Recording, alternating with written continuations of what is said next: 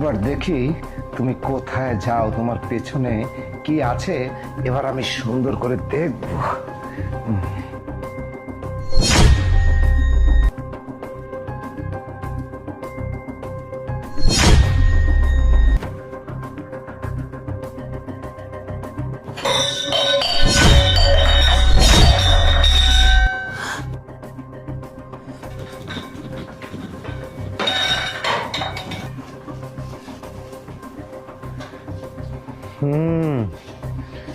আজকে তুই কোথায় যাস আর না যাস সব আমি বুঝতে পারবো। তোর পিছে গ্লাস বেঁধে দিয়েছি, কোথায় যাস আজ আমি দেখছি। দাঁড়া।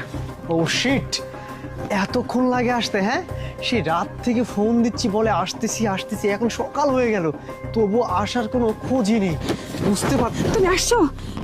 আরে তোমার আসতে এত দেরি হয়? আরে বলো না, ওই বুড়োটাকে তো ঘুম পাড়িয়ে তারপর তো আসতে হবে, সব সিস্টেম করে, এই যে সব টাকা গুণনা নিয়ে তারপর তো আসতে হবে, তাই না?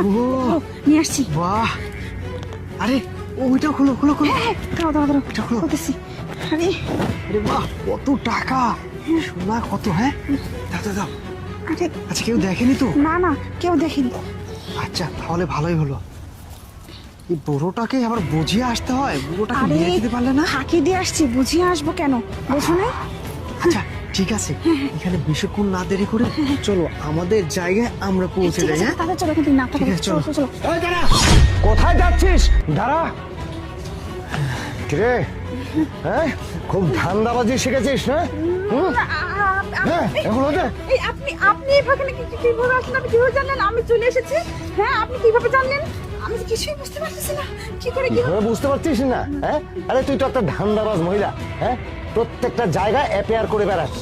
একে বিয়ে করে ওর সম্পদ লুটে, তারপর আরেকজনকে বিয়ে করিস, তারপর আরেকজন সম্পদ লুটে আরেকজনকে বিয়ে করে, তোর ব্যবসা। আর ধরার জন্যই আমি হাত পেতে রেখেছিলাম। আর আমি তো জানি তোর মতো মেয়ে, এত সুন্দরী একটা কচি কাঁচা মেয়ে আমার মতো বুড়োরকে বিয়ে করে তুই ঘর সংসার করতে এসেছিস না কি করতে এসেছিস আমি খুব ভালো করে জানি। তুই কি মনে করেছিস আমি বুঝিনি? আর এই কারণে বাসর রাতেই আমি বুঝতে পেরেছি, বুঝতে পেরে এই দেখ আরে তোর শরীরের সঙ্গে এই যে গ্লাসটা বেঁধে রেখেছিলাম। আর এটা তুই যখন পার হয়েছিস না, তখনই ঢাং করে আওয়াজ হয়েছে। আমি তো চেতনই ছিলাম।